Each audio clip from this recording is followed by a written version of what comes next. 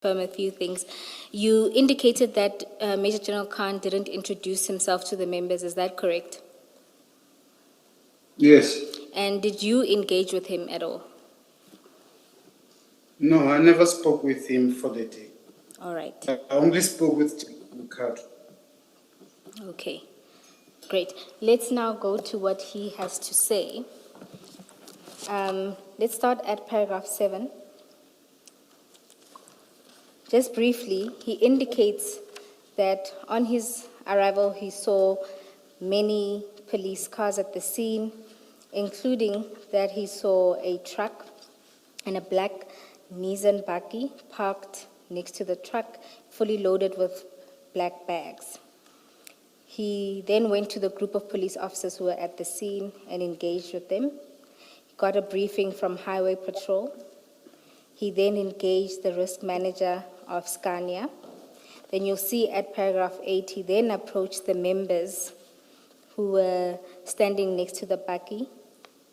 And then he says there at paragraph 8 that he engaged with you. Can you see that? Yes. And you say that this never happened. Yeah, this never happened. It's a lie, paragraph 8 by the general. All right, let's test if that's a lie. Now, he indicates there that he asked you why you were there, and you indicated to him that this was your operation and that you were from DPCI Pretoria. He then says he asked who your commanding officer was, and you informed him that it was Colonel Bok. And then you gave him Colonel Bok's number, and he called Colonel Bok.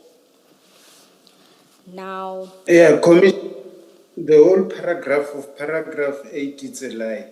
People who were on the scene next to the buggy can confirm that. The whole paragraph 8 is non-existent. All right. Can I just ask, how would he have known that your immediate superior is Colonel Bok? You remember we read earlier the statement of Colonel Siobe, who says that Yes. who says that Colonel Bok approached her, came to her and asked about you, whether she knows about an operation. How would Lieutenant Major General Khan have known about who your superior is if that did not come from you? Because General Kadwa was there, he's my provincial head, and Brigadier Schovela was also there, she's my provincial commander. He will have gotten those details from the provincial commander or the provincial head. Okay, thank you. All right. Witness But you would not have known that you would later make allegations that you and him never interacted at the scene. He would not have known that. So yes. Why would this become an issue at all? I think it needs to be verified with all the people who were on the scene. It could be confirmed that he never spoke with me. It's me who asked other people who he was. Maybe let me put it differently. This aspect about the two of you having interacted or not having interacted, unless you tell me otherwise, it looks fairly innocuous. So I do not understand why there should be an issue around it. Are you able, why there is? Are you able to tell? I don't know. I'm also surprised, Commissioner. I'm wondering. I guess you would say I should ask the same question of him as well. If it's something innocuous, why the two of you are differing on it.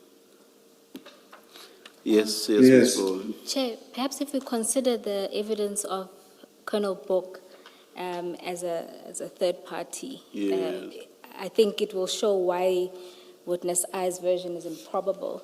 If we go to, we're in the same file, luckily, page 170. Yes, Ms. Bo. Witness I, can I take you to page 170, paragraph 2? Yes. You'll see there, it's a statement from Colonel Bork.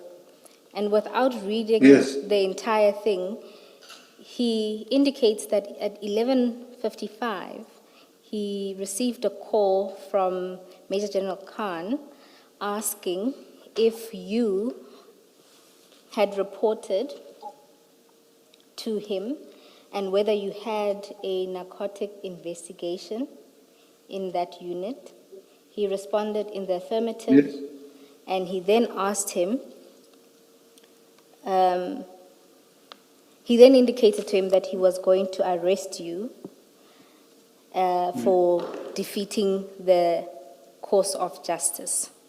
Now, this is at 11:55, and I just want to place it on record that we have heard evidence that the more senior officials from DPCI arrived a little later. And this is evident if you look at the next page, at page 171 at paragraph 5.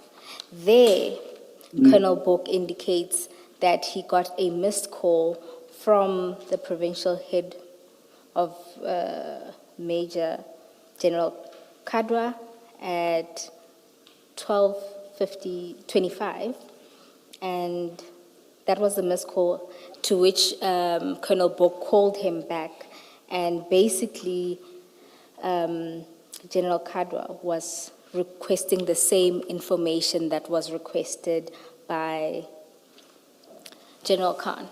So if you are to be believed, it would be nonsensical for both generals to call one after the other, if indeed it was that Major General Khan learned from Major General Kadwa of your position. Then only one would have called.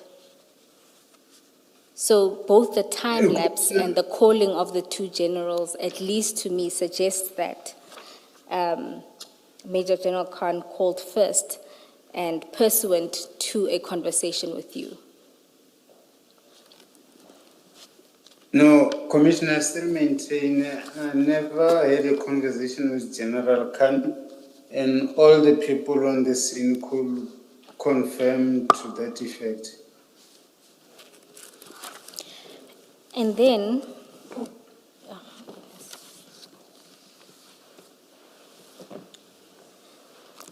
if we go back to General Khan's statement,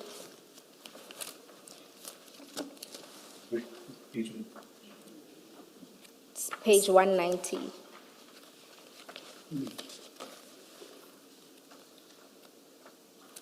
Yes. You will see he indicates that after his engagement with you and having called Colonel Bork, he went on to call each one of the commanding officers of the other people at the scene to ascertain whether or not they had operations. And there he learned that none of them had told their commanding officers. That's at paragraph 9 on page 192. Thereafter, it's when he decided that, look, this needs further investigation, and handed over the scene to Major General Kadwa. Now, it appears to me that at least if regard is had to Major General Khan's version, he exercised more caution and reasonableness in that he engaged everyone at the scene before making a determination. And even when he considered the actions and just the fact that those 3 officers were present, he could see there was something wrong. Yet you don't seem to share that view. What's your comment to that? The fact that he never contacted me and he alleged he spoke with me. That's what I don't agree with. And other than that, do you accept that his conduct was reasonable?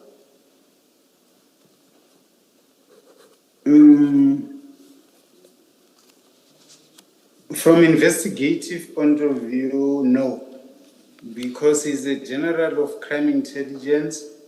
All the things he did were supposed to be done by General Card.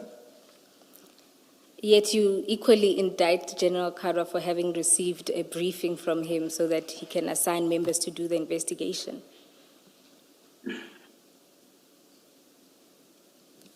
Pardon?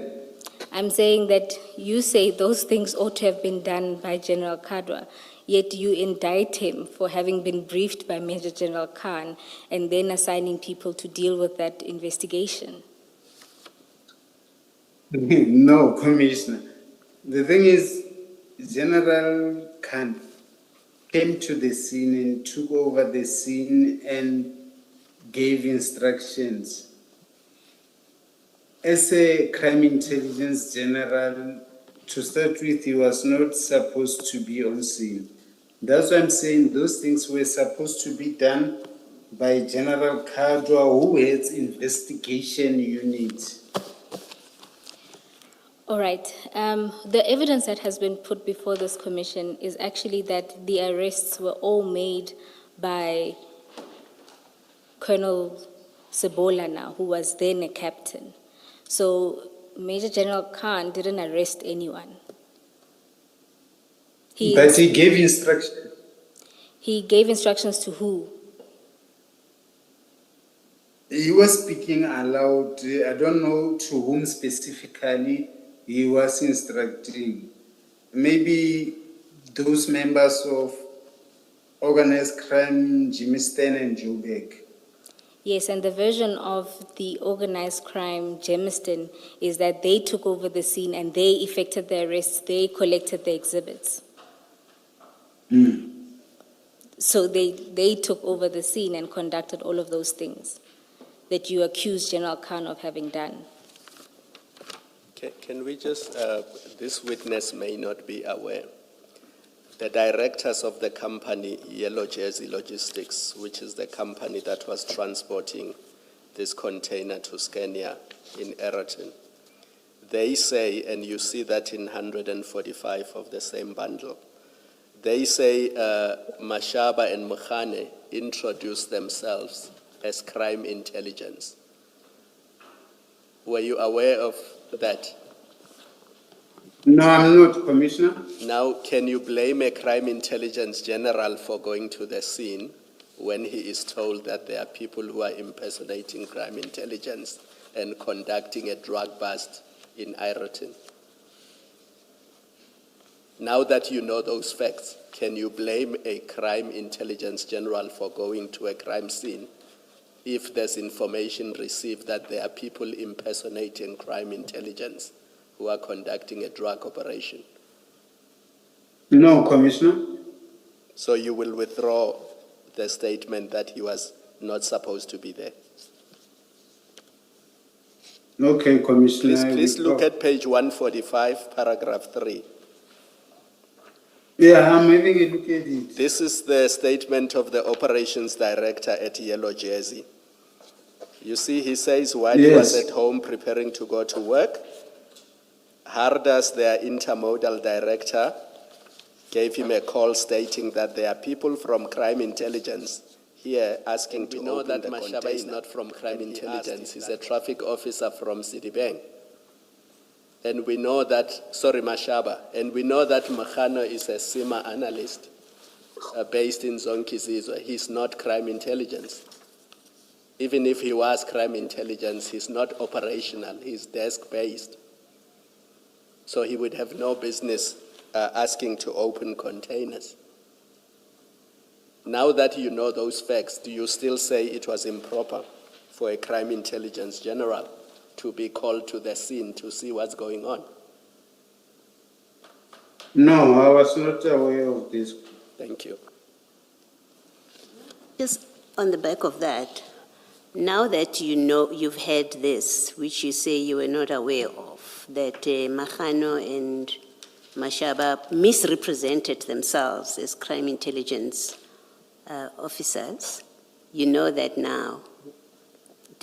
Do you accept that that alone is suspicious, makes their conduct suspicious? Yes, Commissioner. You accept that? Yes, Commissioner. Okay. Thank you. Witness, I'm going to move on quickly to, I think it's the end of paragraph 22 of your statement, where you talk Paragraph? about 22. But Yes. the end of paragraph 22 on page 8, where you indicate Yes. that you learned from Sergeant Pakula that the quantities of exhibits collected from the scene were different, and instead the block of bricks were less by 100. Evidence has been presented to this commission that that is untrue. And in fact, what happened was that there were more bricks that ultimately were reported to FSL than what was recorded on the scene. And the difference was 15 blocks. Yeah, I learned that from here, Commissioner, yes. Right, so that's also incorrect. Now,